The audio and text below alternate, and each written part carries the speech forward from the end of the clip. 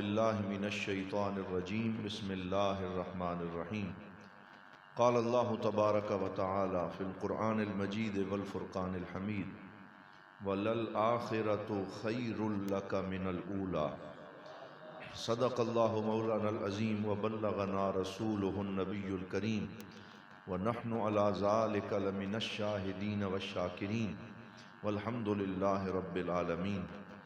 تمام احباب محبت سے، ادب سے، شوق سے بآواز بلند حضور کی بارگاہ میں درود پڑھیں۔ الصلاۃ والسلام علیک یا سیدی یا رسول اللہ، الصلاۃ والسلام علیک یا سیدی یا حبیب اللہ، الصلاۃ والسلام علیک یا شفیع المذنبین وعلی آلک واصحابک یا رحمۃ للعالمین۔ لائق صد عزت و تکریم زینت مسند صدارت حضرت قبلہ پیر سید توقیر انور شاہ صاحب زیدہ مجدہ اور جملہ علماء کرام ثناخانان شیریں لسان اور باہر وال کی اس مسجد کے اندر موجود جملہ عاشقان مصطفیٰ، میں اس عظیم محفل پاک کے انعقاد پر انتظامیہ کو مبارکباد پیش کرتا ہوں کہ جنہوں نے یہ خوبصورت بزم سجائی، اور عزیزم علامہ غلام حسن چشتی صاحب زیدہ مجدہ نے مجھے بڑی محبت سے دعوت پیش کی اور مجھے حاضری کی سعادت میسر آئی۔ دعا ہے اللہ تعالیٰ میری اور آپ سب کی حاضری اپنی بارگاہ میں مقبول و منظور فرمائے۔ میلاد مصطفیٰ صلی اللہ علیہ وسلم کے دن ہیں، میلاد کی راتیں ہیں، اور پوری امت مسلمہ حضور صلی اللہ علیہ وسلم کی آمد کی خوشیاں منا رہی ہے، اور سرکار کی آمد کی خوشی منانا یہ ایک بندہ مومن کے لیے تقاضا ایمان بھی ہے اور تقاضا محبت بھی ہے۔ اور جو حضور کا عاشق ہے، سرکار کا نام لیوا ہے، جب میلاد کا مہینہ آتا ہے تو اس کا چہرہ کھل اٹھتا ہے، اس کے دل میں خوشی پیدا ہوتی ہے، وہ چراغاں کرتا ہے، وہ سرکار پہ درود و سلام کے گجرے بھیجتا ہے اور حضور کی آمد پہ خوشی مناتا ہے۔ یمن کے ایک مشہور صوفی بزرگ جناب علامہ حبیب علی جفری حافظہ اللہ سے پوچھا گیا کہ جناب یہ فرمائیں کہ میلاد کی خوشی منانا کیسا ہے؟ تو انہوں نے بڑا خوبصورت جملہ فرمایا کہ اذا لم نفرح برسول اللہ فمن نفرح بہ، کہ اگر ہم سرکار کی خوشی نہ منائیں تو پھر کس کی خوشی منائیں؟ اگر حضور کی آمد پہ خوش نہ ہوں تو پھر کس کی آمد پہ خوش ہوں؟ اگر سرکار دو عالم کے نعرے نہ لگائیں پھر ہم کیسے غلام ہیں؟ اگر حضور صلی اللہ علیہ وسلم کا نام لے کے ان کی محبت کا دم نہ بھریں پھر کس کی محبت کے ترانے الاپیں؟ کوئی بیٹے کی خوشی مناتا ہے، کوئی بیٹے کی برتھ ڈے سیلیبریٹ کرتا ہے، کوئی 14 اگست کو سینے پہ بیج سجا کے پاکستان کا جھنڈا اٹھاتا ہے اور کئی توپوں کی سلامی دی جاتی ہے اور 14 اگست کو سیلیبریٹ کیا جاتا ہے۔ تو ہم ان سے پوچھتے ہیں کہ جناب ربیع الاول میں تو آپ ہی کہہ رہے تھے کہ بدعت ہو گئی، فلاں ہو گیا، اور یہ خوشی منانا ثابت نہیں ہے۔ جو ہی 14 اگست آئی پھر بلا امتیاز مذہب و مسلک ہر پاکستانی کیوں نکل پڑا؟ آپ نے خوشی کیوں منائی؟ آپ نے 14 اگست کو سیلیبریٹ کیوں کیا؟ تو پھر وہ سارے کہتے ہیں کہ ہم سیلیبریٹ کیوں نہ کریں، 14 اگست کو ہمیں پاکستان ملا ہے۔ تو ہم کہتے ہیں یاد رکھنا، 14 اگست کو اگر پاکستان ملا ہے تو 12 ربیع الاول کو ایمان ملا ہے۔ بولیے، 12 ربیع الاول کو ایمان ملا۔ جس سے پاکستان ملنے کی خوشی ہو اور ایمان ملنے کی خوشی نہ ہو، وہ کیسا امتی ہے، وہ کیسا غلام ہے؟ ہم یہ سمجھتے ہیں کہ پاکستان ملا ہے وہ بھی آمنہ کے لال کے قدموں کی برکت سے ملا، وہ بھی سرکار دو عالم کی عطا سے ملا ہے، وہ بھی حضور کی نگاہ کرم سے ملا ہے۔ لہٰذا بندہ مومن وہ ہے جو اور کوئی خوشی منائے یا نہ منائے، لیکن حضور کی خوشی مناتے ہوئے وہ زبان حال سے پکارتا ہے فضل رب العلا اور کیا چاہیے، مل گئے مصطفیٰ اور کیا چاہیے، دامن مصطفیٰ جس کے ہاتھوں میں ہو اس کو روز جزا اور کیا چاہیے، کیوں کہوں یہ عطا وہ عطا چاہیے، ان کو معلوم ہے ہم کو کیا چاہیے، اور بھر کے جولی میری میرے سرکار نے مسکرا کر کہا اور کیا چاہیے۔ تو ہمیں تو جو مل رہا ہے وہ حضور کی برکت سے، سرکار کی عطا سے مل رہا ہے۔ میں اکثر ربیع الاول شریف میں یہ جملہ کہا کرتا ہوں، یہ میرے ایک اور استاد ہیں مصر سے، شیخ علی جمعہ حفظہ اللہ تعالی، ابھی بھی حیات ہیں، اللہ انہیں لمبی عمر عطا فرمائے، تو بہت بڑے فقیہ بھی ہیں، صوفی بھی ہیں، عالم دین بھی ہیں۔ ان سے پوچھا گیا کہ میلاد النبی کی دلیل کیا ہے، تو انہوں نے کیا خوبصورت جملہ ارشاد فرمایا الاحتفال بمولد النبی صلی اللہ علیہ وسلم لا يحتاج لدلیل صحیح بل يحتاج لقلب صحیح۔ فرمایا سرکار کا میلاد منانے کے لیے صحیح دلیل کی ضرورت نہیں ہے، صحیح دل کی ضرورت ہے۔ اللہ اکبر، یا رسول اللہ، یا زندہ باد، یا حسین۔ تو یہ لبیک لبیک یا رسول اللہ، لبیک لبیک لبیک یا رسول اللہ، لبیک یا رسول۔ توجہ فرمائیں، یہ جملہ اس دفعہ آج آپ نے یاد رکھنا ہے، تو سب کے منہ بند ہو جائیں گے کہ بھائی علم و بس کریو یار سانو ہکو الف درکار، ہمیں لمبی دلیلوں میں نہ ڈالو۔ ہم کہتے ہیں سرکار کا ذکر کرنے کے لیے دلیل کی نہیں دل کی ضرورت ہے، جذبہ ایمان کی ضرورت ہے، عشق رسالت مآب کی ضرورت ہے، کیونکہ جس دل میں محمد کی محبت نہیں ہوتی اس پر کبھی اللہ کی رحمت نہیں ہوتی۔ میرا یہ عقیدہ ہے اگر ذکر خدا میں یہ نام نہ شامل ہو عبادت نہیں ہوتی۔ ہمارے پیر سید جماعت علی شاہ صاحب علی پوری، جو پاکستان بنانے میں جن کا بڑا کردار ہے اور نقشبندی صوفیاء میں ایک بڑی خاص پہچان رکھتے ہیں، ان کے پاس حفیظ جالندری صاحب جایا کرتے تھے اور جا کے ان کو کلام سناتے، حضور کی نعت سناتے۔ انہوں نے شاہ نامہ اسلام بھی لکھا، بڑی خدمات ان کی ہیں۔ تو ایک دفعہ وہ نعت لکھ کے لے گئے اور پیر جماعت علی شاہ صاحب کو سنا رہے تھے، تو جب وہ اس شعر پہ پہنچے کہ محمد کی غلامی دین حق کی شرط اول ہے، اسی میں ہو اگر خامی تو ایمان نامکمل ہے۔ جب انہوں نے یہ شعر پڑھا، حضرت پیر جماعت علی شاہ صاحب نے انہیں روک دیا، ٹوک دیا، فرمایا حفیظ جلندری صاحب اس میں تھوڑی سی ترمیم کر لیں، ابھی میرا دل راضی نہیں ہوا۔ آپ نے کہا اسی میں ہو اگر خامی تو ایمان نامکمل ہے، اور میں کہتا ہوں محمد کی غلامی دین حق کی شرط اول ہے، اسی میں ہو اگر خامی تو سب کچھ نامکمل ہے۔ کہا صرف ایمان نہیں بلکہ انسان کی زندگی نامکمل ہے۔ حضور کی محبت کے بغیر بولیے ایمان کی چاشنی نصیب ہو سکتی نہیں ہے۔ اس لیے ہم سرکار کا ذکر مناتے ہیں، حضور کی آمد کی خوشیاں مناتے ہیں۔ آئیے آپ کو سرکار مدینہ صلی اللہ علیہ وسلم کی چند احادیث میں سناؤں، لیکن اس سے پہلے ایک مشہور اعتراض کا جواب دے دیں۔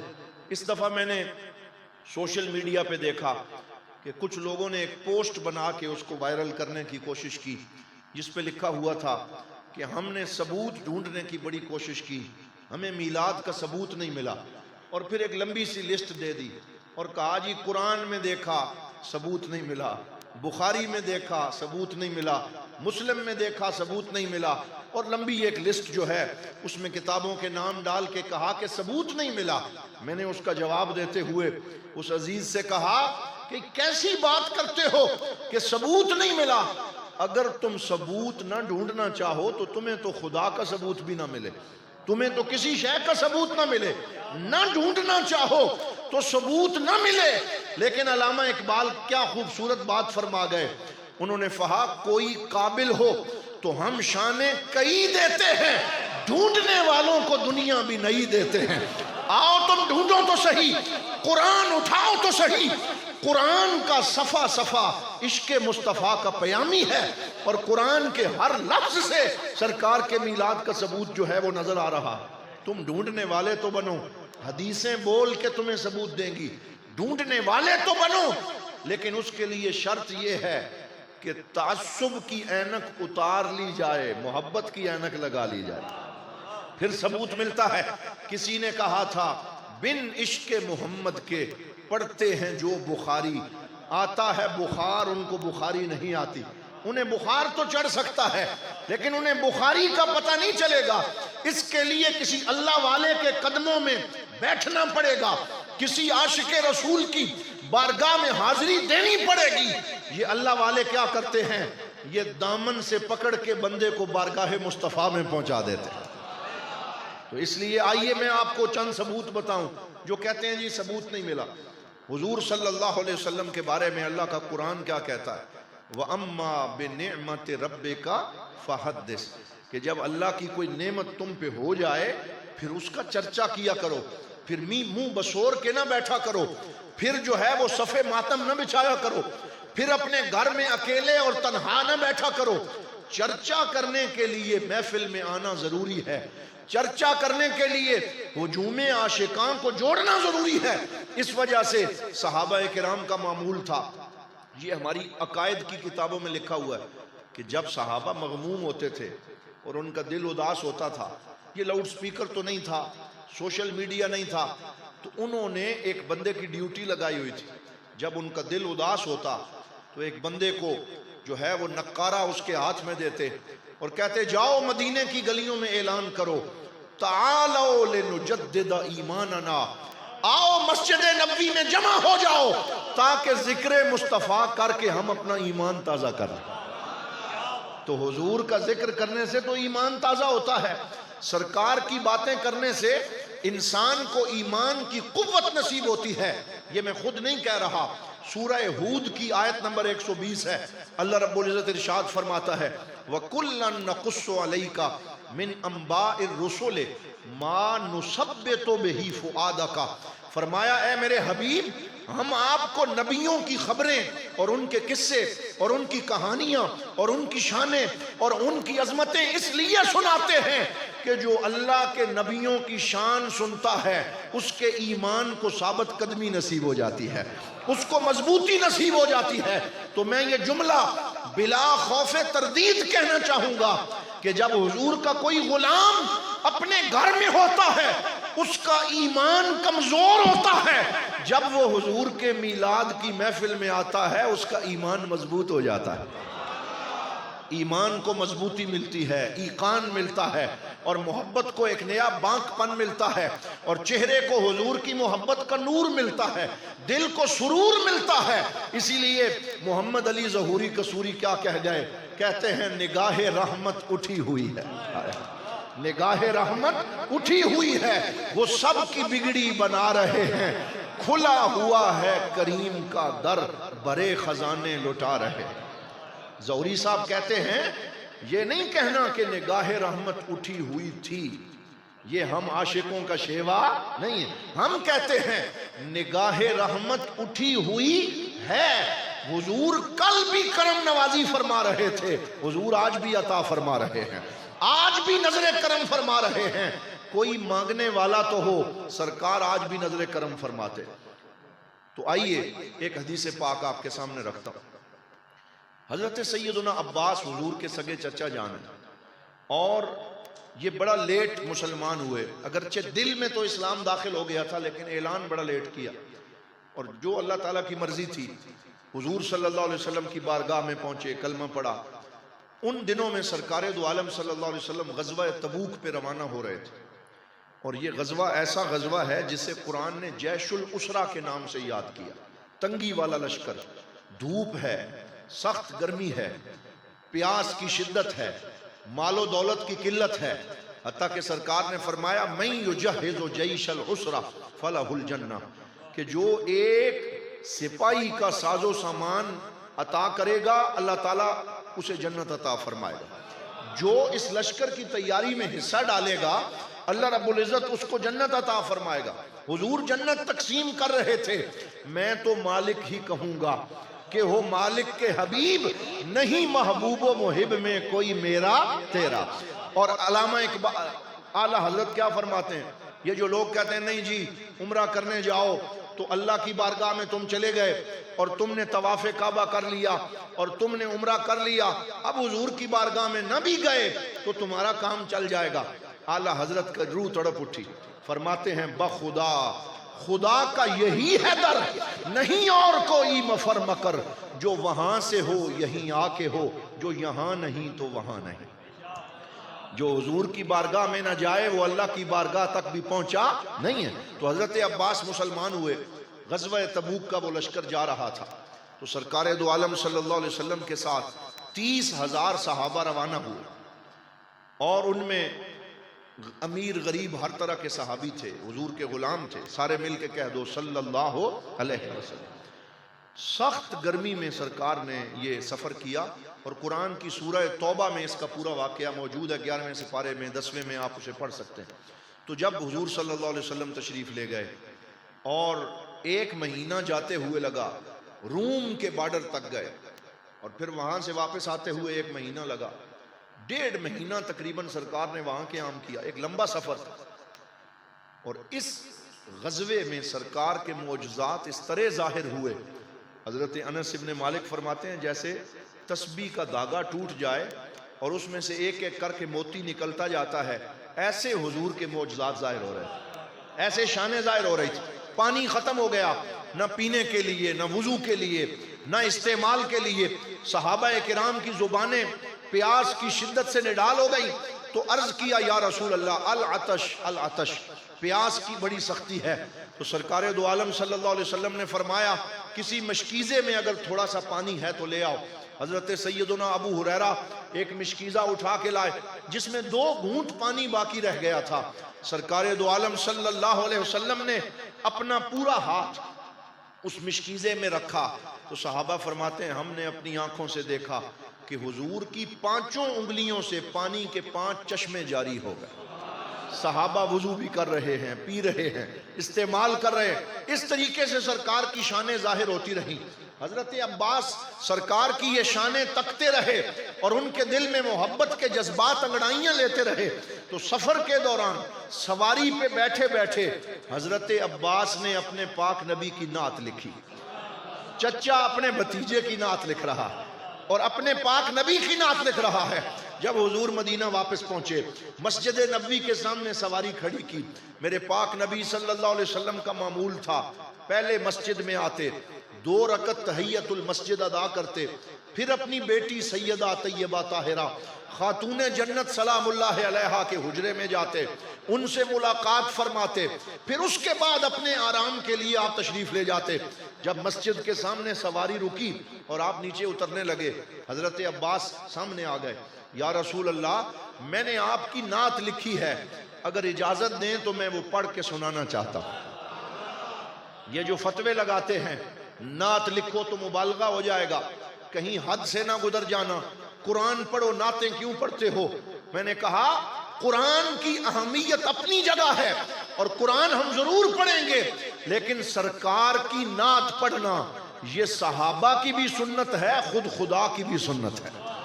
اس لیے نعت کو کوئی عام شے نہ سمجھو، اس سے انسان کے دل کو جذبات عشق و محبت نصیب ہوتے ہیں۔ تو حضرت سیدنا عباس نے کہا یا رسول اللہ میں نعت سنانا چاہتا ہوں۔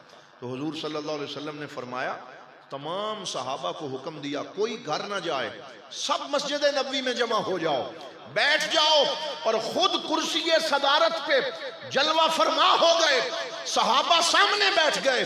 حضور نے فرمایا لا فد فوکا یا امی، اے میرے چچا تیرا چہرہ سلامت رہے جس سے تو نے میری نعت لکھی ہے، تیرا چہرہ سلامت رہے یا رسول اللہ، یا فرمایا آپ کا چہرہ سلامت رہے جس سے میری نعت لکھ کے لائے ہو۔ سنائیے میں یہ جملہ کہا کرتا ہوں، کوئی جلسہ گجرات میں ہوتا ہے، کوئی بہروال میں ہوتا ہے، کوئی کھاریاں میں ہوتا ہے، کوئی لاہور اور اسلام آباد میں ہوتا ہے، عظمت مصطفیٰ کا کوئی جلسہ مصر میں، یمن میں یا شام میں ہوتا ہے، آؤ میں تمہیں میلاد کا ایک ایسا جلسہ دکھاتا ہوں جو اور کہیں نہیں ہوا، جو مسجد نبوی میں ہوا ہے، مصطفیٰ کی صدارت میں ہوا ہے۔ بولو کہاں ہوا؟ حضور کی صدارت میں ہوا ہے، سرکار اس میں صدر نشین ہے، اور سامعین میں کوئی نعت خوان نہیں بیٹھا، سامعین میں کوئی مفتی نہیں بیٹھا، سامعین میں سر جھکا کے خود ابو بکر صدیق بیٹھے ہیں، بلال حبشی بیٹھے ہیں، عبد الرحمن بن عوف بیٹھے ہیں، اور چھوڑو باقیوں کو چھوڑو، خود مولا علی بیٹھے ہیں، سب سامعین میں ہیں، صحابہ سامنے ہیں، سرکار صدارت فرما رہے ہیں، مسجد نبوی کا ماحول ہے۔ اب میں اسے للکار کے کہتا ہوں جو کہتا تھا دلیل نہیں ملی، تو نے بخاری نہیں پڑھی، تجھے عظمت مصطفیٰ کا یہ جلسہ مسجد نبوی میں نظر نہیں آیا؟ تجھے سرکار کی صدارت میں نعت پڑھتے ہوئے حضرت عباس نظر نہیں آئے؟ آپ کھڑے ہوئے اور آپ نے حضور کی نعت پڑھنی شروع کی۔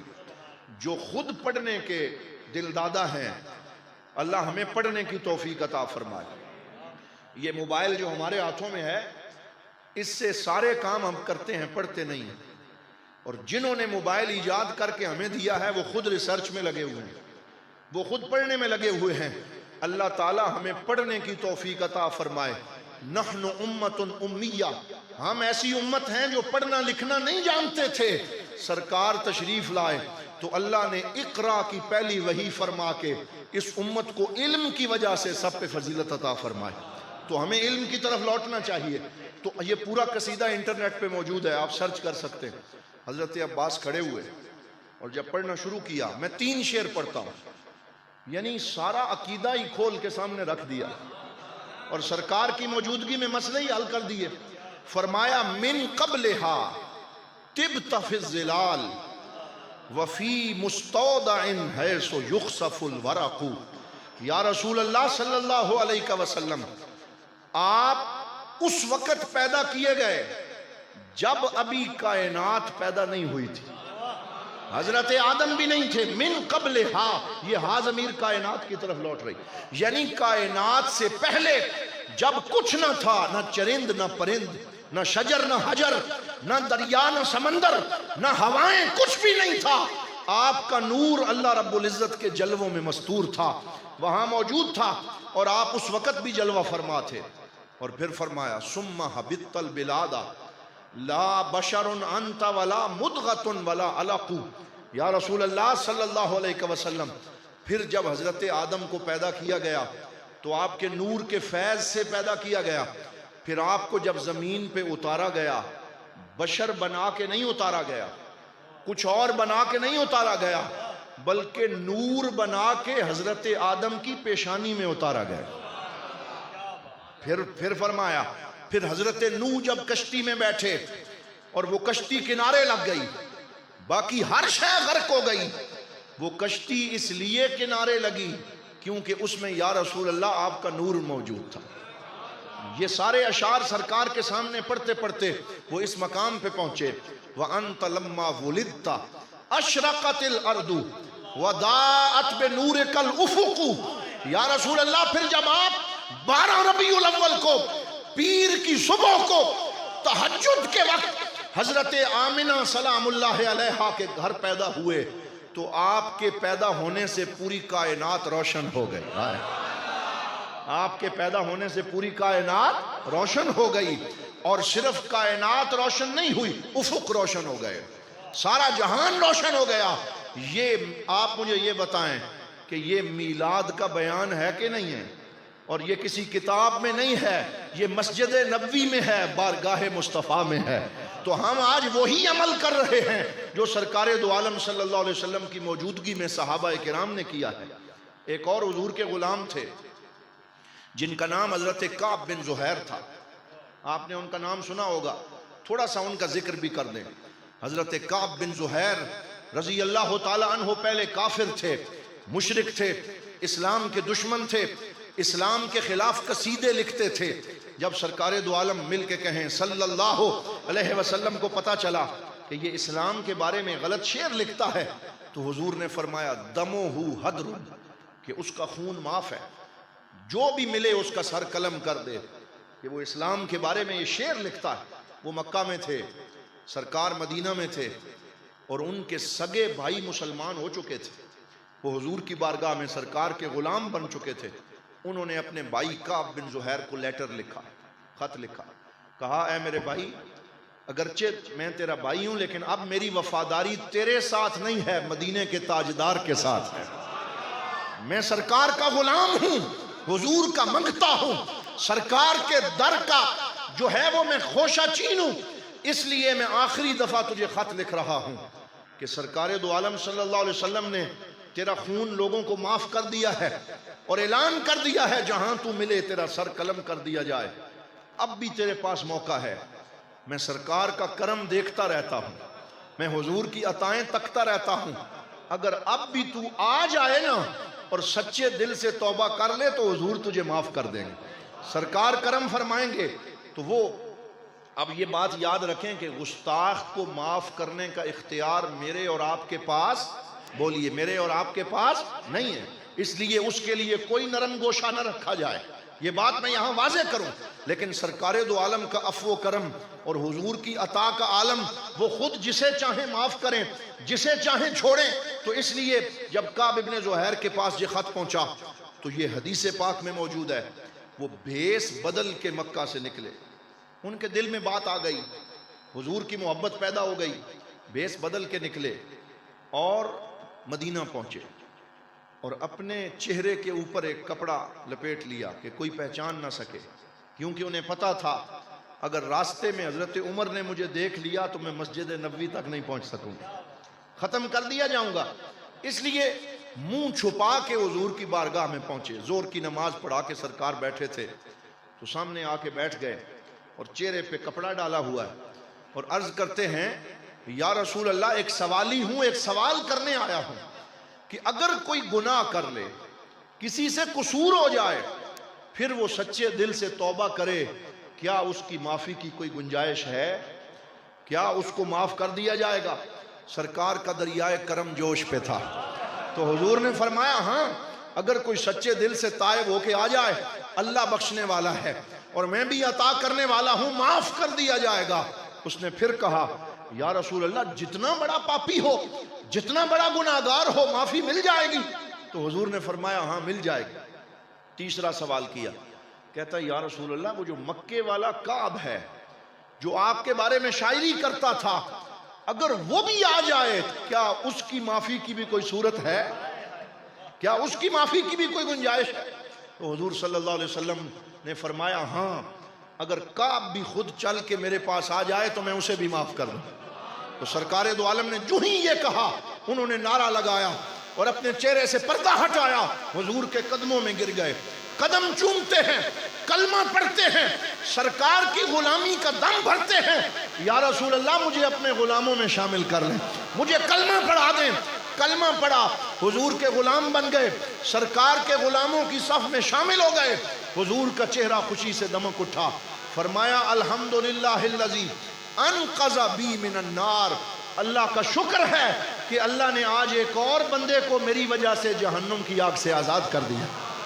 سرکار دو عالم تو یہ چاہتے تھے کہ لوگ جہنم کی آگ میں نہ جائیں, جنت میں جائیں.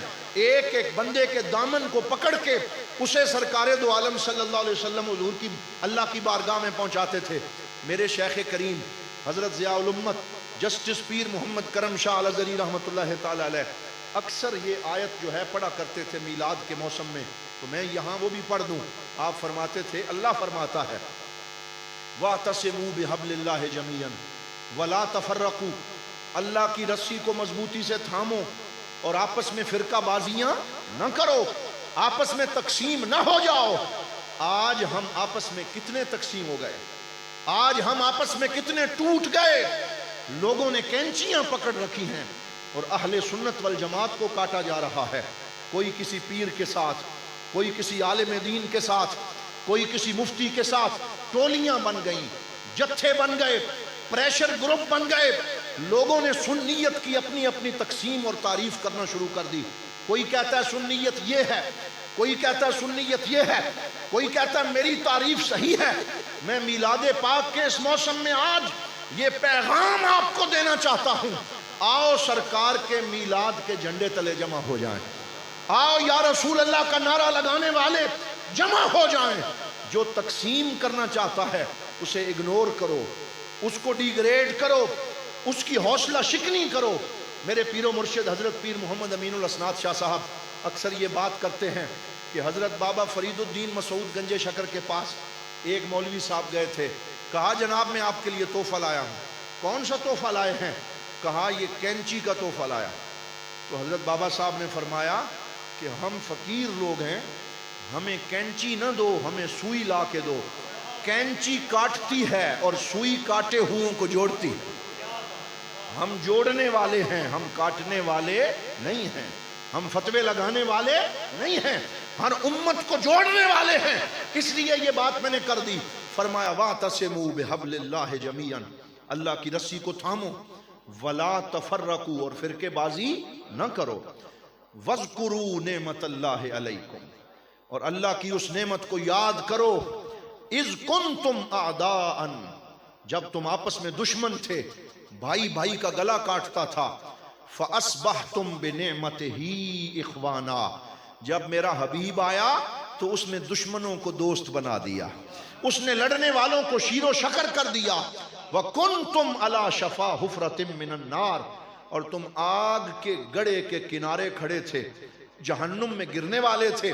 فَأَنْقَذَكُمْ مِنْهَا، میرا حبیب آیا، اس نے تمہیں دامن سے پکڑ پکڑ کے جہنم سے دور کر دیا، جنت کے رستے پہ چلا دیا۔ تو یہ پیغام بھی میلاد پاک کا ہے کہ ہم اتحاد کی بات کریں، یگانگت کی بات کریں، امت کو جوڑنے کی بات کریں۔ اللہ رب العزت ہمیں اس کی توفیق عطا فرمائے۔ میں وہ حدیث مکمل کر لوں۔ حضرت سیدنا کعب، رسول اللہ جس زبان سے پہلے اسلام کے خلاف لکھتا رہا، آج آتے ہوئے آپ کا قصیدہ لکھ کے لایا، میں وہ پڑھنا چاہتا ہوں۔ اس قصیدے کا نام علماء جانتے ہیں، آج بھی ہمارے نصاب میں شامل ہے، اسے کہتے ہیں قصیدہ بانت سعاد۔ پورے کا پورا بڑا طویل قصیدہ ہے، 100 سے زیادہ اشعار ہے۔ قصیدہ بانت سعاد لکھ کے لائے اور کھڑے ہو کے پڑھنا شروع کیا۔ پڑھتے پڑھتے جب اس شعر پہ پہنچے، ان الرسول لنور یستضاء بہ مہند من سیوف اللہ مسلول، حضور کی طرف اشارہ کیا، سامنے کھڑے تھے، سرکار کی طرف اشارہ کیا اور کہا ان الرسول لنور یستضاء بہ، میں جس نبی کا کلمہ پڑھ کے آیا ہوں وہ نبی بشر نہیں ہے، وہ اللہ کا نور ہے۔ کیا فرمایا؟ وہ اللہ کا نور ہے، یستضاء بہ، جس سے روشنی حاصل کی جاتی ہے، جس سے فیض لیا جاتا ہے۔ مہند من سیوف اللہ مسلول، وہ چمکتی ہوئی تلوار ہیں جو دشمنوں کے اوپر لٹک رہی ہے، جو اللہ رب العزت کی طرف سے حق کا پیغام لے کے آئے ہیں۔ جب یہ شعر پڑھا، اب منظر دیکھیں، سرکار سامنے بیٹھے تھے، صحابہ بھی تھے، وہ سامنے شعر پڑھ رہے تھے۔ جب انہوں نے کہا نا ان الرسول لنور اور اشارہ کیا، سرکار نے اپنی کملی مبارک اور اپنی چادر مبارک اپنے کندھے سے اتاری اور اتار کے ان کی طرف پھینکی، فرمایا تو نے میری نعت لکھی ہے، میں تجھے اپنا مردہ تحفے میں دیتا ہوں۔ اللہ اکبر۔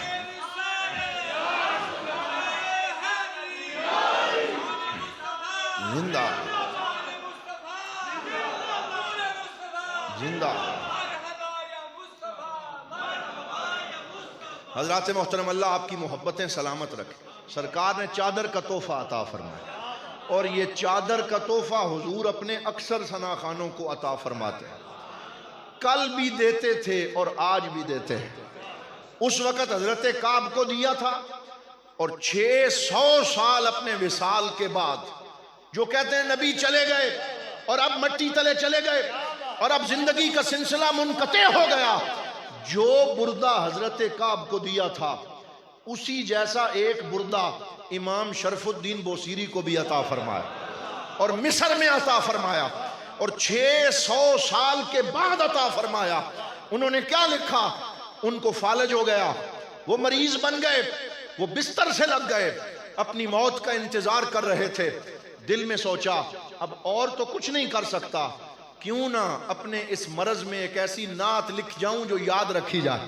تو 161 اشعار 161 161 اشعار لکھے اور اس میں لکھا ہو والحبیب الذی ترجا شفاعتہ لکل حول من الاحوال مقتحم یا اکرم الخلق مالی من الوذ بہ سواک عند حلول حادث الامم محمد سید الکونین والثقلین والفریقین من عرب ومن عجم فإن من جودک الدنیا وضرتها ومن علومک علم اللوح والقلم وکلہم من رسول اللہ ملتمس غرفا من البحر او رشفا من الدیم یا رب بالمصطفیٰ بلغ مقاصدنا واغفر لنا ما مدى یا واسع الکرم.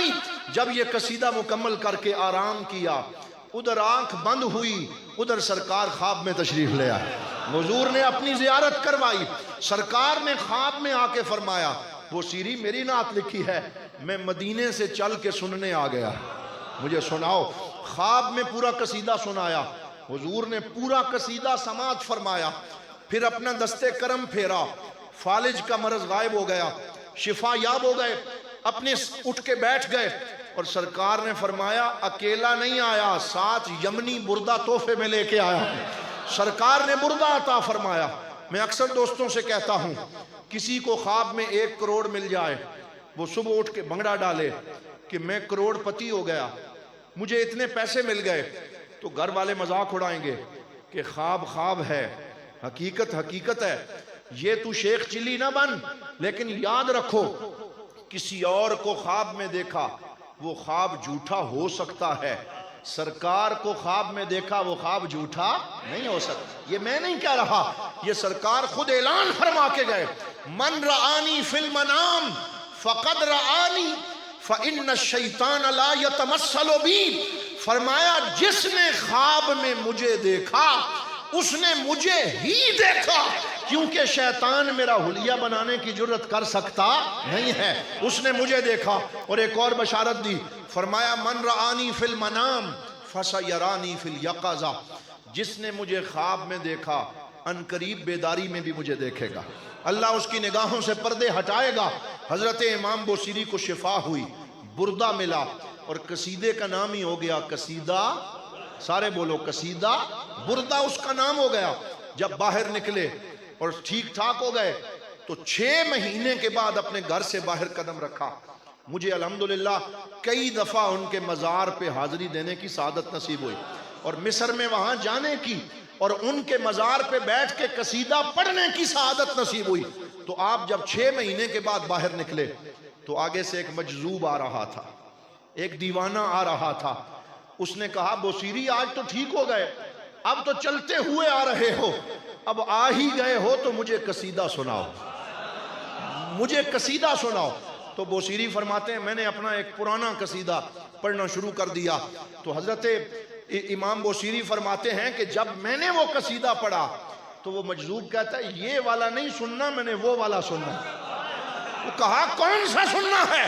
کہا رات کو جب مدینے کے تاجدار نے کرم فرمایا تھا اور حضور آئے تھے اور آپ انہیں سنا رہے تھے میں بھی ہاتھ باندھ کے پیچھے کھڑا ہوا تھا اور اس محفل میں بھی موجود تھا اور سرکار کا قصیدہ میں بھی سن رہا تھا.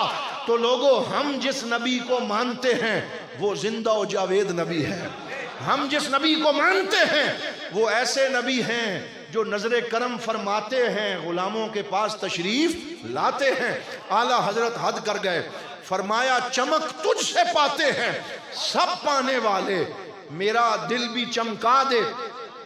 میں چاہتا ہوں آج آپ سارے ذرا مدینے کی طرف توجہ کر کے کہہ دیں سب مل کے کہہ دیں چمک تجھ سے پاتے ہیں سب پانے والے میرا دل بھی چمکا دے.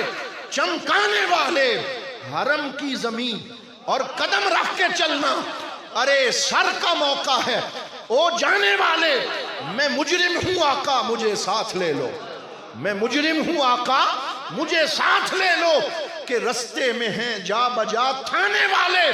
تو زندہ ہے واللہ تو زندہ ہے واللہ میرے چشم عالم سے چھپ جانے والے. आला हजरत ये अकीदा बयान फरमा के गए, बोलो हुजूर कल भी जिंदा थे, हुजूर आज भी जिंदा हैं, और हम सरकार का जिक्र करते हैं। गुफ्तगू तो ये हुजूर की ऐसी है सारी रात ही ख़त्म न हो, लेकिन मैं अब उसे समेट रहा हूँ। और ये यार की याद ऐसी है कि पीर नसीरुद्दीन नसीर रहमतुल्लाह ताला अलैह ने कहा था कि मत छेड़ मुझे ए कशश लज्जत दुनिया, इस वक्त मेरे दिल को वो याद आए हुए हैं। और याराने जहां किस लिए शर्माए हुए हैं, क्या बज़म में तैबा के गदा आए हुए हैं। और पीर नसीरुद्दीन क्या फरमाते हैं, वो फरमाते हैं जी, फरमाया याराने जहां किस लिए शर्माए हुए हैं, क्या बज़म में तैबा के गदा आए हुए हैं। और मत छेड़ मुझे ए कशश लज्जत दुनिया, इस वक्त मेरे दिल को वो याद आए हुए हैं। तो इसलिए सरकार की याद है, ये तो ख़त्म नहीं होगी। आप दुआ किया करें ये याद हमें नसीब रहे और हमारा वक्त इसमें गुजरे। मेरे पीरो मुर्शिद फरमाते थे, हुजूर ज़ियाउल उम्मत अक्सर ये शेर पढ़ के रोया करते थे, और ये शेर आपके हुजरे में सामने किसी ने लिख के लगाया था, वो आपकी आंखों के सामने रहता था। आप फरमाते औकात हमा बूद के बा यार बसर शुद, बाकी हमा बेहासिलियो बेखिरादी बूद। आप फरमाते वक्त वही है जो यार की याद में बसर हो जाए, वक्त वही है जो हुजूर के जिक्र में बसर हो जाए। बाकी बेवकूफ़ी है, बाकी बेअक्ली है, बाकी सारा वक्त ज़ाया चला जाता है, वही वक्त बाकी रहता है जो अल्लाह और उसके रसूल की याद में बसर हो जाए। तो हज़रात मोहतरम, मीलाद मनाएं, जुलूस में शिरकत करें, नया लिबास पहनें, खुशबू लगाएं, अपने नबी पे दुरूद व सलाम कसरत से पढ़ें। आज हमारे पास मज़ाहिर ज़्यादा हो गए, अमल कम हो गया।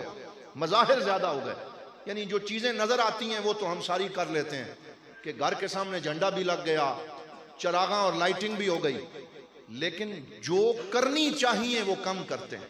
यानी मज़ाहिर नज़र आने वाले बढ़ गए और अमल वाली चीज़ें कम हो गई, और एक अजीब किस्म के दोगलेपन का हम शिकार होते चले जा रहे हैं। किसी ने कहा था, रियाज हुसैन चौधरी साहब ने कहा था, तेरे हुस्ने खुल्क की एक झलक मेरी जिंदगी में न मिल सकी, तेरे हुस्ने खुल्क की एक झलक मेरी जिंदगी में न मिल सकी। मैं इसी में खुश हूं कि शहर सारा तो झंडियों से सजा दिया, मैं इसी में खुश हूं कि शहर सजा दिया, मैं इसी में खुश हूं कि लाइटिंग कर दी, लेकिन अपने वजूद के ऊपर या रसूल अल्लाह मैंने आपकी सीरत और सुन्नत को नाफिज नहीं किया। ये हमारी कमी है, यहां हम कोलैप्स करते हैं, ये हमारी खामी है जिसको दूर करने की जरूरत है। मैंने पिछले रबीउल अव्वल में भी दोस्तों से कहा था कि आप अब हमारे शहरों के लोगों में नया ट्रेंड चल निकला है। वो कहते हैं नहीं जी, बड़े बड़े मॉडल तैयार करो, ये गुंबद खजरा का मॉडल है, ये खाना काबा का मॉडल है, ये फलां शहर मदीना का मॉडल है, ये उहद पहाड़ का नक्शा है, फिर उसे लाइटिंग से सजाते हैं और फिर सारी दुनिया बाहर निकलती है देखने के लिए। और उसमें एक नया काम शुरू हो गया कि मीलाद की लाइटिंग देखने के नाम पे पिकनिक शुरू हो गई, मीलाद की लाइटिंग देखने के नाम पे तफरी और इंटरटेनमेंट शुरू हो गई, और मर्दो जन का इख्तिलात शुरू हो गया, और नौजवानों की हूटिंग शुरू हो गई, और मोटरसाइकिलिंग शुरू हो गई, वन व्हीलिंग शुरू हो गई। ये कैसा मीलाद मनाने का तरीका है? ये हुजूर की गुलामी का कौन सा तकाजा है जो आप पूरा कर रहे हैं? आप तो सवाब के बजाय गुनाह जमा करना नौजवानों ने शुरू कर दिया। ये कोई तरीका नहीं है। इसलिए मीलाद के नाम पे कुछ ऐसा ना कर बैठना कि कल आबे कौसर में सरकार का सामना करना मुमकिन न रहे। सरकार फरमाए, मेरी सुन्नत को तूने छोड़ा, मेरी नमाज को तूने छोड़ा, मुसल्ले को तूने खाली रखा, मेरी तालीमात की तरफ तो बिल्कुल तो नहीं आया, और तू सिर्फ जो है वो मज़ाहिर करता रहा। तो ये नहीं होना चाहिए। मैं गुज़िश्ता दिनों सोशल मीडिया पे पढ़ रहा था, किसी ने यूं लिख दिया कि जहां भी जाएं जिधर भी देखें, जहां भी जाएं जिधर भी देखें। वो आगे कहता है कि मुनाफा खोरों ने, राशियों ने ये लिख के लटका दिया दरों पर, ये सब तुम्हारा करम है आका के बात अब तक बनी हुई। यानी मुनाफा खोर हैं, राशि हैं, हलालो हराम की तमीज खत्म हो गई, और हम पता नहीं कौन कौन से गुनाह में मुब्तला हैं। اور سامنے لکھ دیتے ہیں یہ سب تمہارا کرم ہے آقا کے بات اب تک بنی ہوئی. اور بھائی سرکار نے یہ تو کرنے کا حکم نہیں دیا تھا, حضور کی یہ تعلیمات تو نہیں تھی, اس لیے تھوڑا سا یہ دعوت فکر بھی ہے, تھوڑا سا اپنے آپ کو جھنجھوڑ کے دیکھنا چاہیے where we stand, ہم کہاں کھڑے ہیں, ہم کس طرف جا رہے ہیں, ہم نے کون سا طرز عمل اپنا لیا ہے. تو یہ مجھے کچھ عرصہ پہلے امریکہ میں جانے کا اتفاق ہوا اور نیو یارک میں 1-2 سال میں مقیم رہا. تو 2 سال مسلسل میں نے وہاں پہ دیکھا کہ پورا دسمبر اور نومبر کا مہینہ ان کا کرسمس کی سجاوٹ میں گزر جاتا ہے. چرچ سجاتے ہیں, کرسمس ٹری سجاتے ہیں, بڑی بڑی بلڈنگ سجاتے ہیں, اور جنہیں باہر جانے کا اتفاق ہوتا ہے وہ جانتے ہیں کہ وہ کیا کیا کرتے ہیں. اس میں سے دینی عنصر ختم ہو گیا ہے. حالانکہ وہ حضرت عیسیٰ علیہ السلام کی ولادت کا دن ہے جسے کرسمس یا 25 دسمبر کہا جاتا ہے, لیکن دین بھول گیا, حضرت عیسیٰ کی سیرت بھول گئی, تعلیمات بھول گئیں. صرف لائٹنگ ہے, صرف شومنٹ ہے, صرف وہ لوگ بڑے بڑے گھروں کو سجا کے پھر گاڑیوں پہ باہر نکلتے ہیں, کہتے ہیں آؤ ذرا کرسمس کی لائٹنگ دیکھ کے آئیں. تو مجھے وہاں یہ ڈر لگتا تھا کہ کہیں کوئی ایسا دن نہ آ جائے کہ مسلمان بھی اسی طرز پہ حضور کا میلاد منانا شروع کر دیں کہ صرف لائٹنگ کرنا اور لائٹنگ دیکھنا اور صرف سجاوٹ کرنا, کہیں اسی میں نہ لگ جائیں. میں بہت نا امید ہونے لگا تھا, پھر کلندر لاہوری نے آ کے مجھے سہارا دیا اور اس عاشق رسول نے ایک بات کر دی جس سے دل میں امید کا چراغ پھر سے جل اٹھا. انہوں نے کہا اپنی ملت پر قیاس اقوام مغرب سے نہ کر, اپنی ملت پر قیاس اقوام مغرب سے نہ کر, خاص ہے ترکیب میں قوم رسول ہاشمی. انہوں نے کہا یہ قوم رسول ہاشمی ہے, یہ حضور کی امت ہے, اس پہ اللہ کا کرم رہے گا. ان کا وہ حال نہیں ہوگا جو کرسمس والوں کا ہوا کہ وہ دین بھول گئے, انہوں نے چرچ بند کر دیے, انہوں نے نمازیں چھوڑ دیں, اپنی پریئرز ختم کر دیں. کہا یہ ان کا یہ حال نہیں ہوگا, یہاں صدائیں درودوں کی آتی رہیں گی.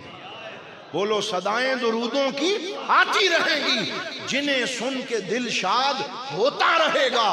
خدا اہل سنت کو آباد رکھے, محمد کا میلاد ہوتا رہے گا. انشاءاللہ مسجدیں آباد رہیں گی, انشاءاللہ مصلی آباد رہیں گے, انشاءاللہ منبر آباد رہیں گے. جمعے کے منبر آباد ہیں. اگر آپ لیٹ آتے ہیں تو آپ کی مرضی, مولوی اپنی ڈیوٹی دے رہا ہے, وہ سبق سنا رہا ہے, وہ سرکار کی سنت کا پرچار کر رہا ہے. آپ اس وقت آتے ہیں کہ جب آپ کو یقین ہو جائے کہ اب مولوی چپ ہو گیا ہوگا. تو یہ آپ ہی اپنی اداؤں پہ ذرا غور کریں.